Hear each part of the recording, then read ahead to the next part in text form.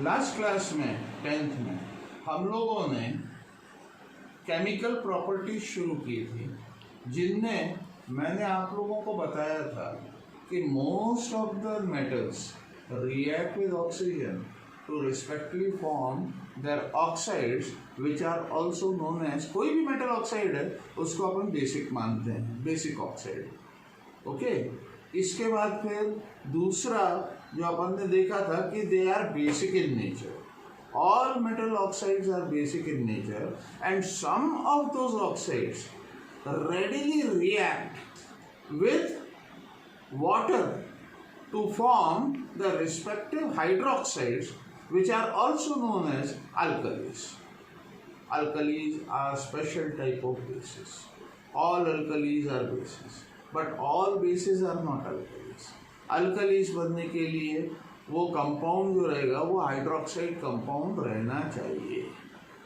Okay, इसका मतलब जैसा मैंने बताया, कुछ ज़्यादा मेटल है, कुछ कम मेटल है, लेकिन 100% मेटल कोई चीज़ नहीं है, 100% नॉन मेटल कोई चीज़ नहीं है।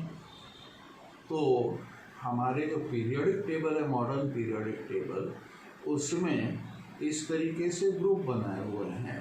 जैसे कि group number 1 is known as alkali metals. Why alkali metals? Because they make alkalis when they react with water, इसलिए उनको अल्कली मेटल बोलते हैं। सेकंड जो ग्रुप है उसको कहते हैं alkali earth metal, which is less reactive than alkali metals. मतलब it is less of a metal as compared to an alkali metal. तो इस हिसाब से अगर देखा जाए तो all are basic in nature, but the reactivity of elements, all elements in the periodic table are different. कोई ज़्यादा रिएक्टिव है। रिएक्टिव मतलब अगर अपन आयोनिक कंपाउंड्स के बारे में बात करें तो मेटल और नॉन मेटल जब वो दोनों एक दूसरे के साथ रिएक्ट करते हैं तो आपका आयोनिक कंपाउंड बनता है। ओके, तो इसलिए रिएक्टिविटी अलग अलग होती है, रिएक्टिविटी अलग अलग होती है अलग मेटल्स की। जनरल मेटल्स की रिएक्टिविटी के हिसाब से आप देखें तो आपको मैं एक मंत्र देता हूँ, उस मंत्र के हिसाब से आप लोग देखें। पहला PSBCN dash L dash H dash CMSG PSBCN L H CMSG। Highly reactive dash से पहला, moderately reactive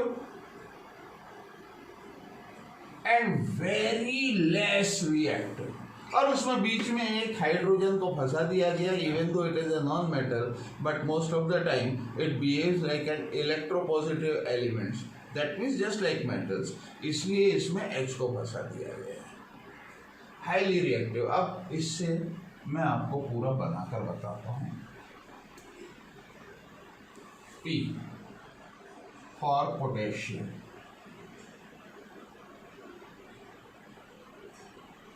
S for sodium, B for barium, C for calcium, M for magnesium। उसके बाद फिर L एल्यूमिनियम, फिर जिंक, फिर iron, फिर निकल, फिर टिन, फिर लेड। ये तो आपको मालूम है हाइड्रोजन। ओके, फिर वेरी लेस रिएक्टिव में आएंगे। This is copper. कॉपर के बाद मर्क्यूरी, फिर सिल्वर, फिर गोल्ड और फिर प्लेटिनम। वैसे तो रिएक्टिविटी सीरीज बहुत लंबी हो सकती है क्योंकि इतने सारे मेटल्स हैं, लेकिन इसमें मैंने सिर्फ और सिर्फ वो मेटल्स लिए हैं जो कि अपने जनरल यूज में आते हैं। 10th के लिए इतना ही काफ़ी है, इससे ज़्यादा जाने की ज़रूरत नहीं है। ये भी जनरल रूल होते हैं, कुछ एक्सेप्शन है, उसके बारे में बाद में बात करेंगे। अभी तो इतना समझना बहुत ज़रूरी है। PHBCN, एल्जेंटल, HCmHgP, बस इतना याद रख लिया और तो आपको अपने आप पूरी की पूरी रिएक्टिविटी सीरीज याद आ जाएगी। ये सबसे ज़्यादा रिएक्टिव पोटेशियम, और पोटेशियम से जैसे जैसे आप इधर खिसकते जाओगे वैसे वैसे reactivity of the metal with a non metal will go on decreasing.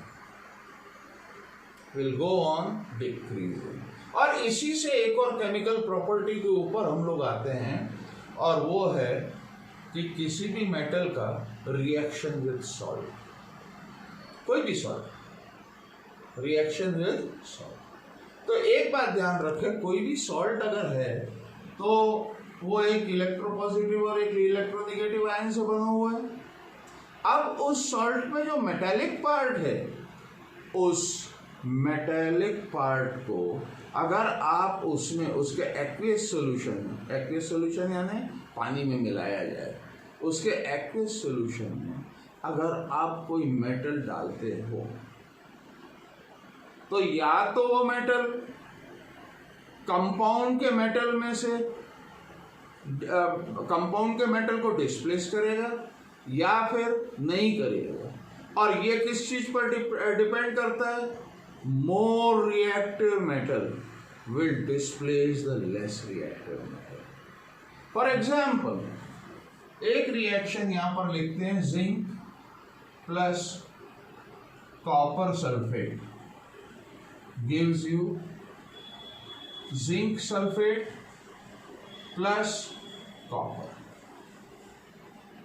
अब इस रिएक्शन में आप देखेंगे जिंक यहां बैठा है, कॉपर यहां बैठा हुआ है।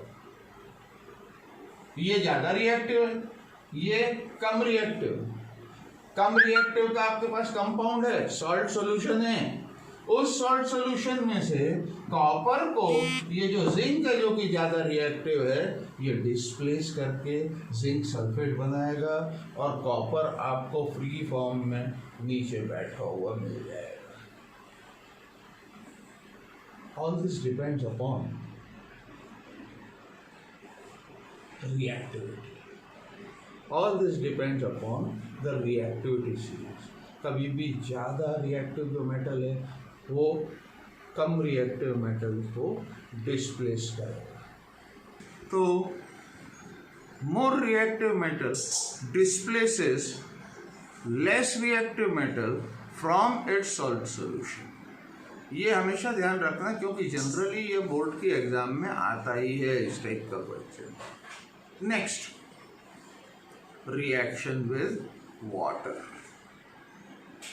आप लोगों ने देखा होगा या नहीं भी देखा होगा क्योंकि आजकल तो कुछ नहीं, लेकिन पुराने ज़माने में जो बाबा लोग हुआ करते थे जो चमत्कार दिखाते थे, वो चमत्कार क्या होता था? एक बर्तन में पानी ले लिया और वो अपने जो भक्त लोग जो बैठे हुए हैं उनको बोल दिया कि चलो मैं ये पानी में आग लगा के दिखाता हूँ। आग लगाना क्या है? कुछ नहीं, चुपचाप उसने अपने हाथ में थोड़ा सा सोडियम लिया और पानी में डाल दिया। जैसे ही सोडियम पानी के कांटेक्ट में आएगा वैसे ही सोडियम हाइड्रोक्साइड बनेगा और हाइड्रोजन विल बी इवॉल्व्ड।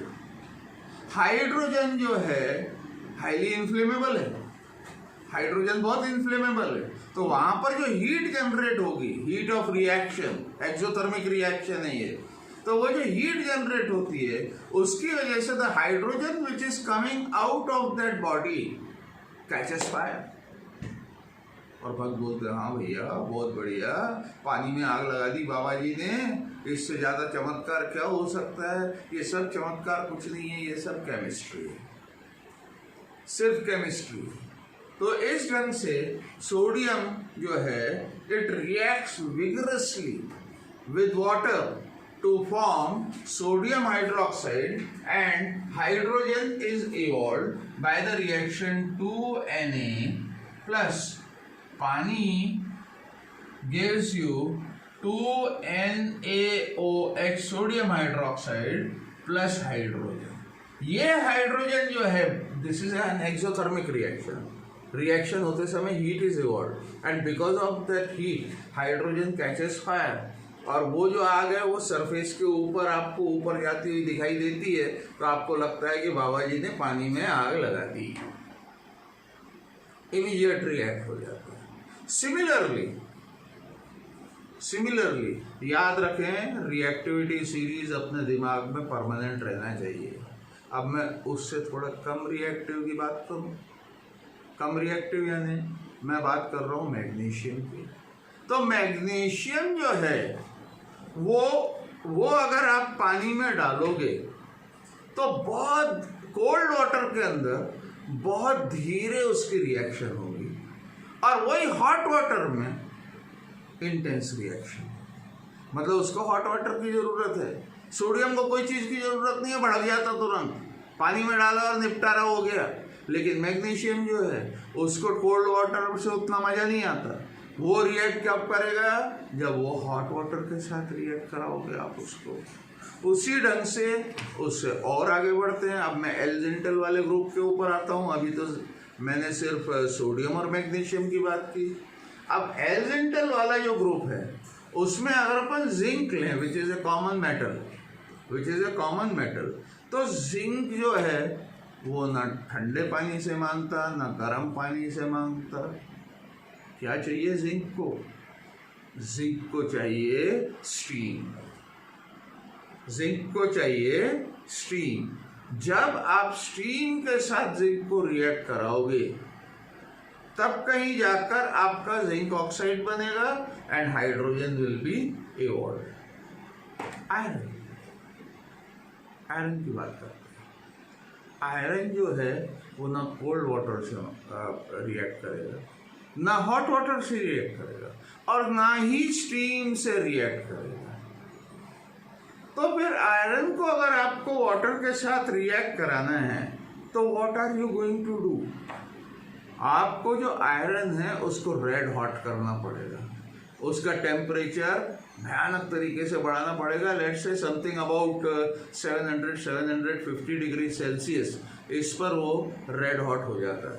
और फिर जब रेड हॉट आयरन पर स्टीम पास करोगे, रेड हॉट आयरन पर जब स्टीम पास करोगे तो फिर आपको रिएक्शन मिलेगी, अदरवाइज रिएक्शन नहीं मिलेगी। और रिएक्शन कैसी रहेगी? 3 आयरन प्लस 4 H2O। H2O किस फॉर्म में है? स्टीम के फॉर्म में। Iron red hot. जब आप इस तरीके की कंडीशंस क्रिएट करोगे तो iron will react with water to form Fe3O4 plus 4H2. This is ferroso-ferric oxide, which is magnetic in nature. मतलब you can make magnet from Fe3O4. Okay, hence इसका जो ओर होता है, जो नेचुरली अकरिंग होता है, उसको मैग्नेटाइट भी कहा जाता है। कॉपर कितनी भी स्ट्रॉन्ग कंडीशंस कर दो, वो रिएक्ट पानी के साथ तो नहीं करेगा कॉपर। क्यों? आपने देखा है कि वो उस तरफ है पूरी रिएक्टिविटी सीरीज को, वेरी लेस रिएक्टिव। इसलिए reactivity with water decreases as you go like this. Sodium ज़्यादा reactive, magnesium, zinc, iron, copper. इस ढंग से रिएक्टिविटी चेंज होती जाती है, कम होती जाती है वाटर के साथ। और ये this also obeys the same law, reactivity series. Okay, फिर अगली चीज़ जिस पर हम आते हैं वो है हाइड्रोजन के साथ मेटल्स के रिएक्शन। सारे मेटल्स हाइड्रोजन के साथ रिएक्ट नहीं करते, सारे मेटल्स हाइड्रोजन के साथ रिएक्ट नहीं करते, कुछ ही मेटल्स हैं। फिर हाइड्रोजन के साथ रिएक्शन, उससे पहले बिफोर आई फॉरगेट, यहां पर मैंने पहले 2 नहीं लिखा था, सॉरी। अब ये बैलेंस्ड हुई है रिएक्शन, अब ये बैलेंस्ड हुई है रिएक्शन। ओके, नहीं ये गलत है, ये बराबर है।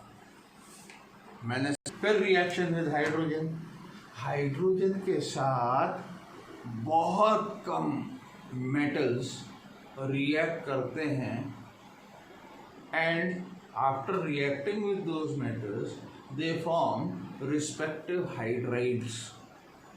यहाँ पर हाइड्रोजन जो है ये इलेक्ट्रोनेगेटिव एलिमेंट के रूप में काम करता है, जो कि बहुत रेयर होता है, लेकिन यहाँ पर हाइड्राइड में हाइड्रोजन जो है इट एक्ट्स एज इलेक्ट्रोनेगेटिव। और बहुत ज़्यादा रिएक्टिव जो एलिमेंट्स होते हैं, फॉर एग्जांपल सोडियम, आपको मालूम है, अब तो समझ गया कि ये रिएक्टिव है, तो आपका बनेगा 2NaH, सोडियम हाइड्राइड। इसी ढंग से पोटेशियम हाइड्राइड बनेगा, इसी ढंग से कैल्शियम हाइड्राइड बनेगा, इसी ढंग से मैग्नीशियम हाइड्राइड बनेगा। रिएक्टिविटी का कारण क्या है? Why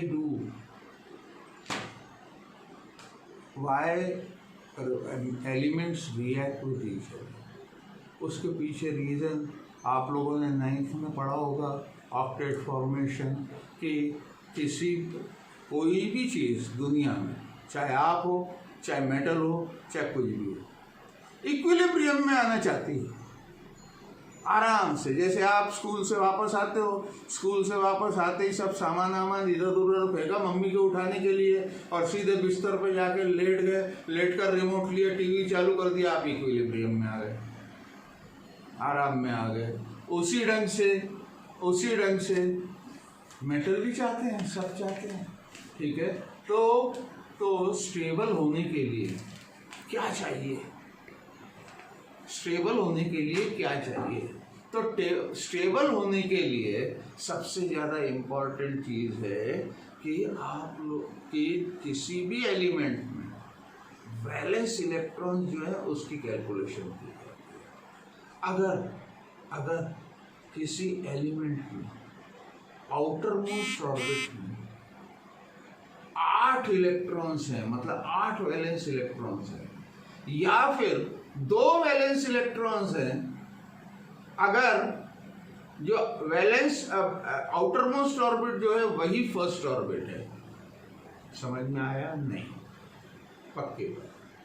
अगर किसी एलिमेंट की आउटर मोस्ट ऑर्बिट में 8 इलेक्ट्रॉन है, या फिर 2 इलेक्ट्रॉन है, अगर आउटर मोस्ट ऑर्बिट ही फर्स्ट ऑर्बिट है, तो वो जो एलिमेंट्स होते हैं they are considered as stable, they are considered as stable. For example, अगर मैं हीलियम लेता हूँ तो हीलियम में टोटल 2 इलेक्ट्रॉन्स हैं, और 2 इलेक्ट्रॉन है तो हीलियम का ये हो गया न्यूक्लियस या आउटर मोस्ट ऑर्बिट, और आउटर मोस्ट बोलो फर्स्ट बोलो, वन एंड द सेम, और उसमें 2 इलेक्ट्रॉन है, तो हीलियम जो है that will B A stable element. It won't react with any element, और ये अकेला रहेगा, शादी नहीं करेगा। ओके, 2 इलेक्ट्रॉन अगर उसके आउटर मोस्ट ऑर्बिट में है, और मैं झूठ बोल रहा हूँ, लेकिन अभी 10th के लिए ये झूठ ही सच समझो। 11th में इसका भी मॉलिक्यूल बनेगा हीलियम 2, लेकिन अभी अपने को उसमें नहीं जाना है, अभी तो this is a stable element. इसी ढंग से जितनी भी नोबल गैसेज हैं, आई एम सॉरी, जितनी भी नोबल गैसेस हैं उनमें सब में आउटर मोस्ट ऑर्बिट में 8 इलेक्ट्रॉन्स होते हैं, और अगर 8 इलेक्ट्रॉन्स होते हैं तो they are considered as stable, they do not react with anything. इनके अलावा जितने भी मेटल्स हैं या नॉन मेटल्स हैं, जितने भी, अगर अपन ये बोलेंगे जितने भी एलिमेंट्स हैं, उनमें आउटर मोस्ट ऑर्बिट में इलेक्ट्रॉन्स हमेशा शॉर्ट रहते हैं, इलेक्ट्रॉन्स हमेशा शॉर्ट रहते हैं। और क्योंकि उसमें शॉर्ट रहते हैं इसलिए दे आर रिएक्टिव। रिएक्टिव मतलब किसी भी दूसरे एलिमेंट के साथ रिएक्ट करके, जैसे कि अपने हाथ में रिमोट आ गया तो अपन जो पूरा कॉम्बिनेशन है खुद और रिमोट, टीवी का रिमोट, स्टेबल हो गए। उसी ढंग से यहाँ पर भी एलिमेंट किसी न किसी लेवल तक रिएक्टिव होते हैं, और अगर वो रिएक्टिव होते हैं इसलिए वो अकेले नहीं रह सकते, इसलिए वो कंपाउंड फॉर्म करते हैं, जिसकी वजह से आउटर मोस्ट ऑर्बिट में 8 इलेक्ट्रॉन्स हो जाते हैं और वो compound and they live happily ever after तरीके से रहता है।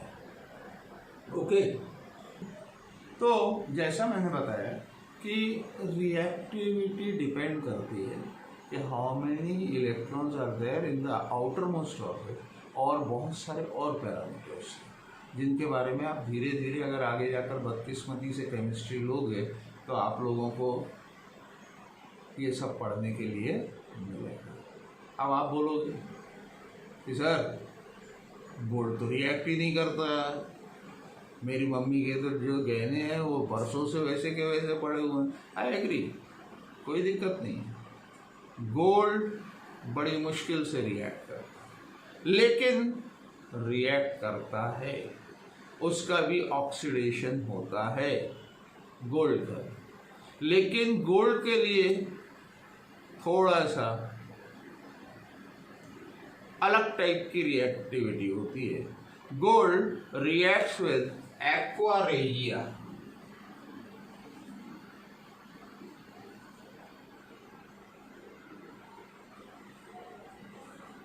Gold reacts with aqua regia. Now, what is aqua regia? Aqua regia is 3 parts concentrated hydrochloric acid and 1 part concentrated nitric acid. इसका जो मिक्सचर होता है that is called aqua regia. इसमें nitric acid being a strong oxidizing agent help करता है gold को HCl के साथ रिएक्ट करके गोल्ड क्लोराइड बनाने के लिए। इस ढंग से आप गोल्ड को भी ऑक्सीडाइज कर सकते हो, मतलब उसको रिएक्ट करवा सकते हो। तो अब हम लोग आ गए मेटल की जनरल प्रॉपर्टीज। स्पेशल प्रॉपर्टीज तो अलग अलग मेटल की अलग अलग होती है, जिसके बारे में हम लोग आगे चर्चा करेंगे। उनमें भी खास तौर पर जो चर्चा करेंगे that will B the most used metals. 3 metals I'm talking about. The first is iron, the second is aluminium, and the third is copper. इनकी मेटलर्जी हम थोड़ा सा डिटेल में पढ़ेंगे, लेकिन वो पढ़ेंगे बाद में, वो हम बाद में पढ़ेंगे। अब हम लोग बात करते हैं नॉन मेटल्स की जनरल प्रॉपर्टीज के बारे में। There are a total of 22 non metals, out of which 11 are gases, 1 is liquid, and the balance 10 are solids. Liquid एक ही है, और मेरे ख्याल से 7वीं 8वीं में आपने पढ़ा है कि वो क्या है, that is nothing but bromine. इसके अलावा 11 गैसेस और 10 सॉलिड्स हैं। अब हम इनकी जनरल प्रॉपर्टीज में फिजिकल प्रॉपर्टीज के बारे में बात करेंगे। तो जनरली अब ये सॉलिड्स की बात करेंगे, क्योंकि गैस में और लिक्विड में तो ब्रिटलनेस का प्रश्न ही नहीं उठता। लेकिन जो नॉन मेटेलिक सॉलिड्स हैं दे आर जनरली ब्रिटल। लेकिन जैसे सल्फर, तो सल्फर के कुछ एलोट्रोप्स ऐसे कोई एलोट्रोप ऐसा है कि जो ब्रिटल नहीं होता, and that is plastic sulphur, that is not brittle, hence you can consider it as an exception to the rule. The second is they are not malleable. Metals are malleable, but non-metals are non-malleable. Third is they are not ductile also. कोई non metal का आप तार नहीं खींच सकते, कोई भी non metallic solid का आप उसका वायर नहीं बना सकते, ठीक है।